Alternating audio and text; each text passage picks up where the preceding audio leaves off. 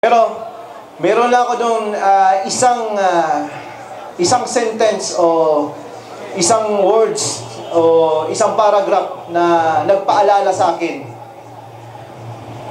Sa aking bilang Muslim at sa mga hindi Muslim, may sinabi si brother na pinaalalahanan tayo.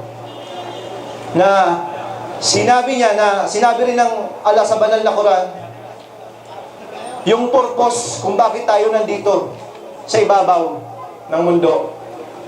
Sinabi ni Allah subhanahu wa ta'ala, linikha ko ang mga jin at ang mga tao maliban lamang upang ako'y kanilang sambahin.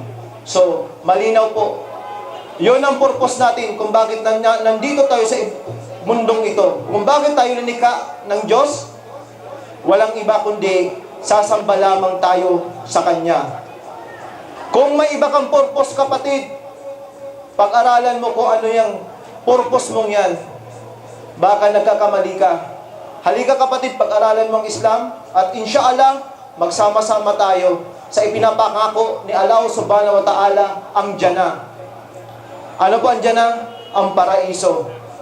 Na sinabi ni Allah subhanahu wa ta'ala, na kahit ipunin man ang lahat ng kayamanan dito sa buong mundo upang ipambayad sa iyo para makapasok ka sa paraiso, hindi kaya. Basta si Allah subhanahu wa ta'ala nagsabi sa iyo na sa impyerno ka dahil sa pagsuway mo, dahil sa hindi mo pagsamba sa akin, kahit ipunin ang lahat ng kayamanan, hindi kayang bayaran para tubusin ka doon sa impyerno. So maraming salamat kapatid uli, at maraming salamat din sa mga nakinig at sa aking mga kapatid. So kung meron pang magbabahagi, ang ating mikropono ay na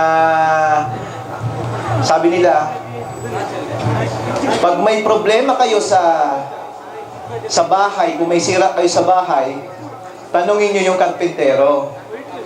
At kung may problema naman kayo sa kalusugan, puntahin nyo ay ang doktor. Pero kung may katanungan kayo patungkol sa pananampalatayang Islam, nandito kami mga Muslim. Handa namin sagutin kung ano man, at meron pang regalo. Di ba? So, mga kapatid, may tanong po sa inyo? Tanong.